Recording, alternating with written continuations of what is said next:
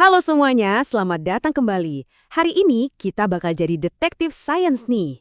Kita mau memecahkan sebuah misteri yang, ya bisa dibilang sangat spektakuler dan melayang tinggi di angkasa.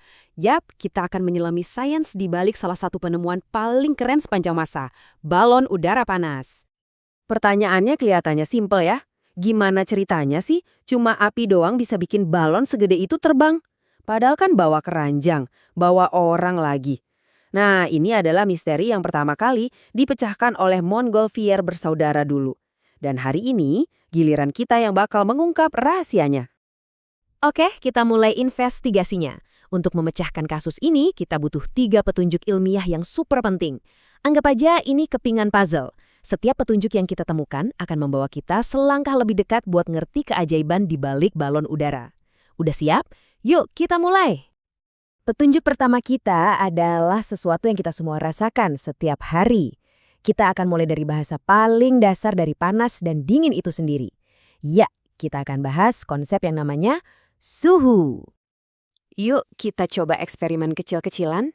Coba deh gosok kedua telapak tanganmu cepet-cepet, terus tempelin ke pipi. Gimana? Berasa anget kan? Nah, sensasi hangat atau dingin inilah yang jadi gerbang pemahaman kita soal suhu. Jadi, kalau kita ngomongin dari sisi ilmiah, suhu itu bukan sekadar perasaan loh. Suhu itu adalah ukuran. Sebuah cara kita buat ngasih angka seberapa panas atau seberapa dingin sih sebuah benda. Jadi, ini adalah data yang bisa diukur, bukan cuma kira-kira. Tapi, kenapa kita nggak bisa ngandelin kulit kita aja buat mengukur? Soalnya, indera perasa kita itu subjektif banget dan gampang ketipu. Air yang suhunya sama bisa terasa beda kalau tangan kita habis pegang es atau habis pegang cangkir panas. Makanya kita butuh alat yang objektif dan akurat, yaitu termometer. Terus gimana sih termometer itu dibuat? Prinsipnya sebenarnya cerdas banget. Para ilmuwan cuma butuh 2 titik patokan yang pasti dimanapun di dunia ini. Titik pas es mulai meleleh dan titik pas air mulai mendidih. Nah, jarak di antara 2 titik itulah yang kemudian dibagi-bagi jadi skala yang kita kenal sekarang. Dari prinsip tadi, lahirlah berbagai bahasa buat mengukur suhu. Ada Celsius yang kita pakai sehari-hari, ada Fahrenheit yang sering dipakai di Amerika, dan ada Kelvin, ini bahasanya para ilmuwan. Semuanya ngukur hal yang sama kok, cuma pakai skala yang beda aja. Oke, petunjuk pertama sudah kita kantongi.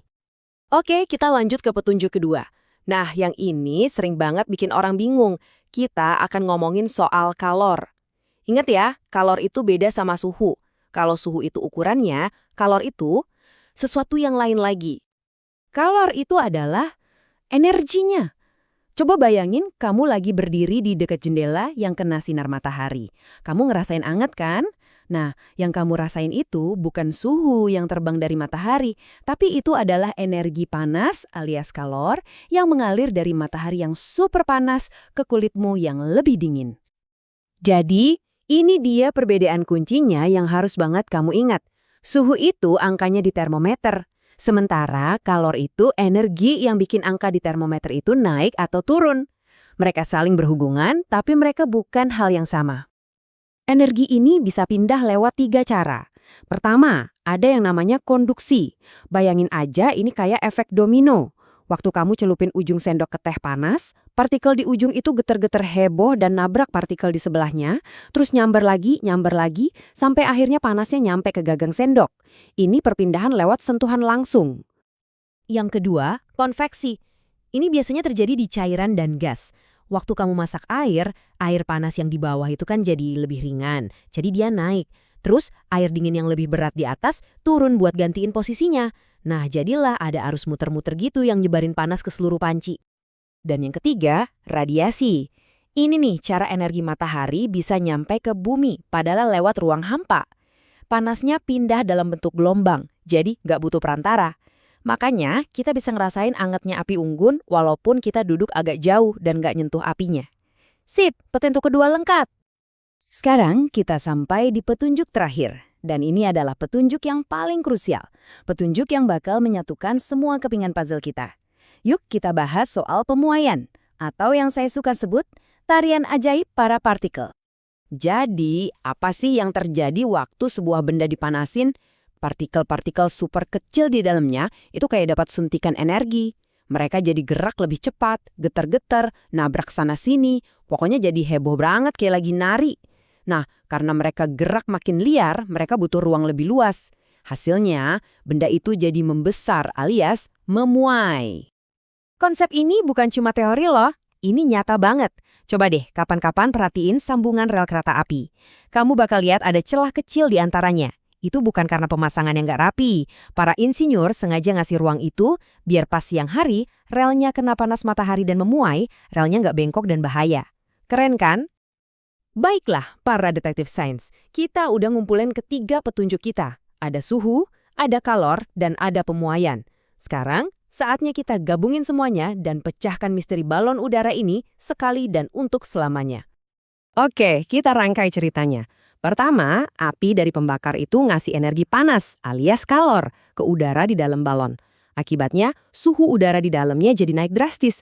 Nah, udara yang panas ini bikin partikelnya nari heboh banget, saling dorong, dan akhirnya terjadilah pemuaian. Karena memuai, udara di dalam balon jadi nggak sepadat udara dingin di luar, alias jadi lebih ringan. Dan hasilnya, balonnya ngapung dan terbang.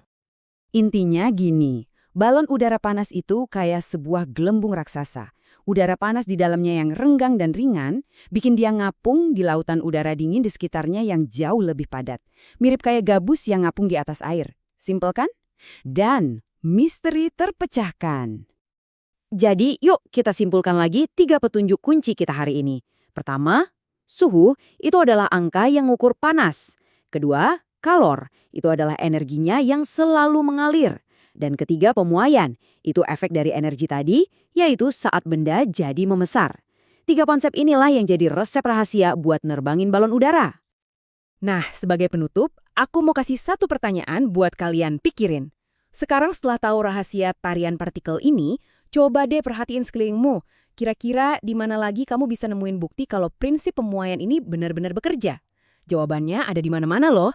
Terima kasih ya sudah ikutin investigasi hari ini. Sampai jumpa di pembahasan berikutnya.